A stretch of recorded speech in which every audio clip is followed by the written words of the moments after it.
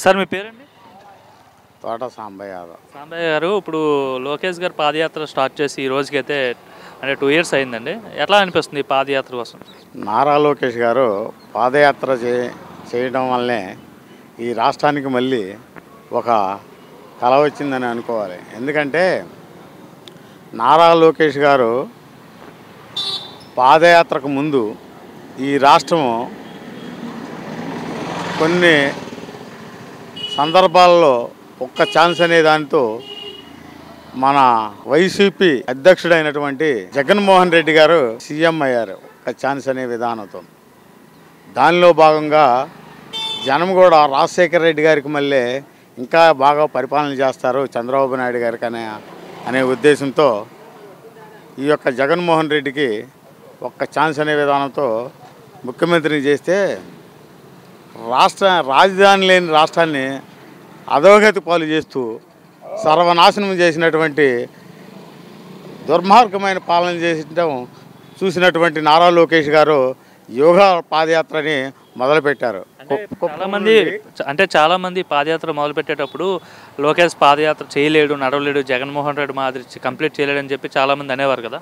అందుకే నారా లోకేష్ గారు ఒక ఛాలెంజ్గా తీసుకొని కుప్పం నుండి నీకు వైజాగ్ వరకు కూడా సుమారుగా 226 రోజులు పర్యటించి 3132 కిలోమీటర్లలో నడిచినటువంటి మహానుభావుడు నారా లోకేష్ గారు.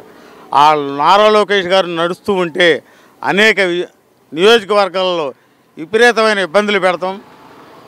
మన లోకేష్ గారు అన్నిటినీ ఛేదించుకుంటూ సుమారుగా 100 నియోజకవర్గాల్లో కూడా తిరిగి అక్కడ ఉన్నటువంటి ప్రజలు వాళ్ళకు ఉన్నటువంటి ఇబ్బందులు నియోజకవర్గంలో జరుగుతున్నటువంటి సార్థకమైనటువంటి ఇబ్బందులను గమనిస్తూ పాదయాత్ర చేస్తూ వచ్చి ఆయన ఒక రెడ్ బుక్ని తయారు చేశాడు. ఏంటంటే రాష్ట్రంలో చేసినటువంటి అరాచకాలపై ఎవరు ఏం చేస్తున్నారు, ఐపీఎస్లు ఏం చేస్తున్నారు, నియోజకవర్గంలో ఉన్న కార్యకర్తలని నాయకులు ఎలాంటి ఇబ్బందులు పెడుతున్నారు, వీటన్నిటి మీద అన్వేషణ చేస్తూ నియోజకవర్గాలు పర్యటించడం జరిగింది.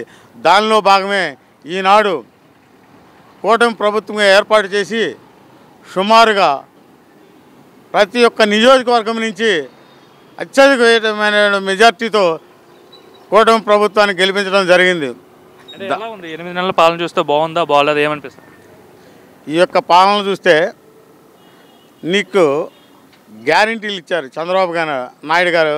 6 గ్యారంటీల్లో ఒకటి గవర్నమెంట్ రాగానే 4000 పెన్షన్లు ఇచ్చి సంవత్సరానికి 3 గ్యాస్ సిలిండర్లు ఇచ్చినటువంటి అలాగా ప్రతి ఒక్క హామీని నెరవేర్చుకుంటూ ఈ యొక్క కూటమి ప్రభుత్వం వస్తూ ఉంది. దీనిలో భాగంగా ఈనాడు ఈ జగన్మోహన్ రెడ్డి ప్రతిపక్ష హోదా ఇవ్వమని అడుగుతాడు. ప్రతిపక్ష హోదా ఏంది? నీకు ఎమ్మెల్యేగా కడప ప్రజలు నీకు ఇచ్చారు.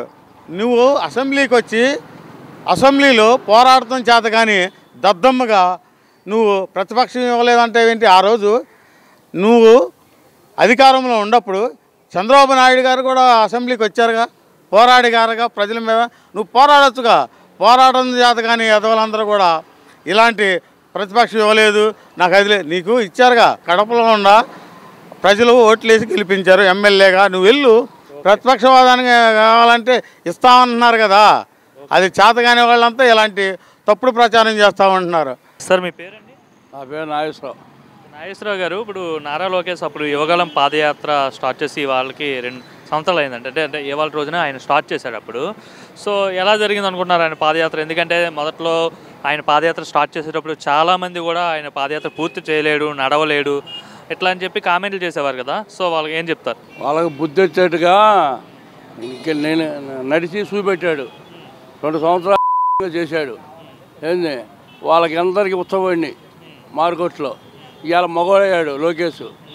ఆయన ఏం చేయలేరు కూడా వీళ్ళు, వాళ్ళ వల్ల కూడా కాదు. ఇక ఏంది జగన్ గారికి ఉత్సవాడుతున్నాయి ఎర్రబొక్కు అని.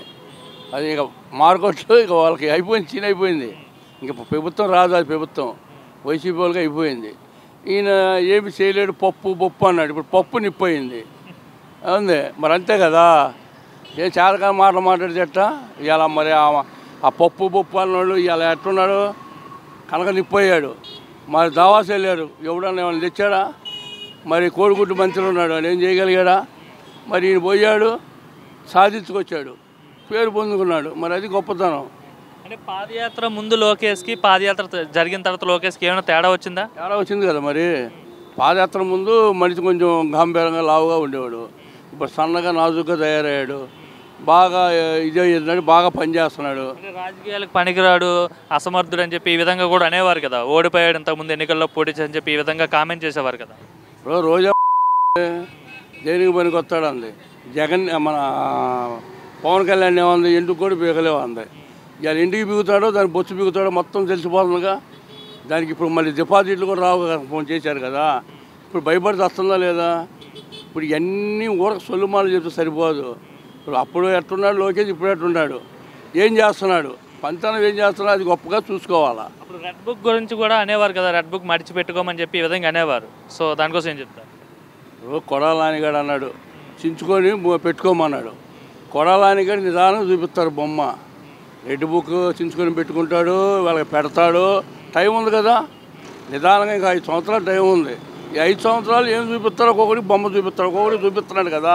నిదానంగా చూపిస్తారు, కంగారు ఏం పడద్దు. ఎలా ఉంది మరి ఐటీ మినిస్టర్గా ఉన్నప్పుడు ఆయన ఎలా పనిచేస్తున్నాడు లోకేష్? బాగానే పనిచేస్తున్నాడయా, కష్టపడుతున్నాడు, చేస్తున్నాడు. మంగళగిరి కూడా అభివృద్ధి చేస్తున్నాడు. రేపు 100 అడుగుల పడక ఆసుపత్రి ఒకటి ఉంది, ఈ రోడ్డు ఒకటి ఉంది, సిటీ రోడ్డు, అన్నీ చేస్తున్నాడు. నిదానంగా చేస్తాడు కానీ ఒక్కసారి అవ్వవు కదా ఏదైనా. ఇప్పుడు వచ్చి సంవత్సరం కూడా కాలేదు, కంగారు పడితే ఎట్ట అవుద్ది. లోకేష్ దమ్మేందో చూపిస్తాడు నిదానంగా, ఒక్కొక్కడికి కంగారు ఏం పడద్దు, అన్నీ శుభ్రంగా చేస్తాడు. గవర్నమెంట్ 8 నెలల పరిపాలన ఎలా ఉంది? బాగానే ఉంది. ఇప్పుడు ఒకడొకటి చేసుకుంటూ వస్తున్నాడు, ఒక్కసారి అవ్వగలదు. అన్ని అప్పుల పాలు చేసిపోయాడు. ఇవన్నీ బాగుపడాలంటే నిదానంగా డబ్బులు తీసుకురావాలా, ఒకటి చెయ్యాలా. ఇప్పుడు అమరావతి ఉంది, నీళ్ళు తోడుతున్నారు, బోలంత ఖర్చు అయ్యింది. ఆ జెన్నికలు పీకుతున్నారు, అవన్నీ బోలంత ఖర్చు అవుతుంది. నిదానంగా చేసుకుని వస్తారు, కంగారు పడితే. అంటున్నాడు 8 నెలల్లో రాష్ట్రాన్ని నాశనం చేసేసాడు, ప్రజల తరపున నేను పోరాడుతాను, ప్రజలు కష్టాలు పడుతున్నారు, నేను రోడ్ల మీద వచ్చి తిరుగుతానని చెప్తున్నాడు జగన్. ఇప్పుడు ఆయన ఏం చేశాడండి, వచ్చి కష్టాలు పడతాడు కానీ ఆయన చేసింది ఏమైనా ఉందా? ఒక రోడ్డు పోసాడా, లేక ఒక అభివృద్ధి చేశాడా? జనాలకు డబ్బులు ఇచ్చానని ధీమాతో ఇంట్లో పడుకున్నాడు పరదాలు కప్పుకొని. మరి ఇప్పుడు వస్తే కదా, ముందు వస్తే ఉందా ముసలి పండుగ, అప్పుడే ఉంది. ఆయన వచ్చి మగవాళ్ళ తిరిగితే తెలుసుద్ది. ప్రభుత్వం ఉన్నప్పుడే తిరగలేకపోయాడు, ఇప్పుడు ఏం తిరుగుతాడు ఆయన? తిరిగే దమ్ముందా రమ్మను. ఎన్నికలు వస్తే నేనే గెలుస్తా అని చెప్తున్నాడు. గెలుస్తాడుగా, బంగారంగా గెలుస్తాడు. ఈసారి మన 11 వచ్చినాయి, ఈసారి 1 వచ్చుద్దో 2 కూడా వస్తే తెలియదు. ఎవడయ్యా వాడిని నమ్మేది? మరి విజయసాయి రెడ్డి ఎందుకు మానుకున్నాడు? ఇప్పుడు విజయసాయి రెడ్డి వాడమ్మటుండి వాడికి వీడికి దొంగలో లావాదేవీలు ఉన్నాయిగా. మరి విజయసాయి లాంటి మానుకున్నాడు ఎందుకు? భయపడ్డాడుగా. ఒక్కొక్కడు వాళ్ళని ఎప్పుడు ఉంటలే వెళ్ళిపోతున్నారు. వీళ్ళేం కంగారు పడకూడదు, నిదానంగా కూటమి చూపించుద్ది. పవన్ కళ్యాణ్ కూడా నెంబర్ 1గా చేస్తున్నాడు అభివృద్ధిలో.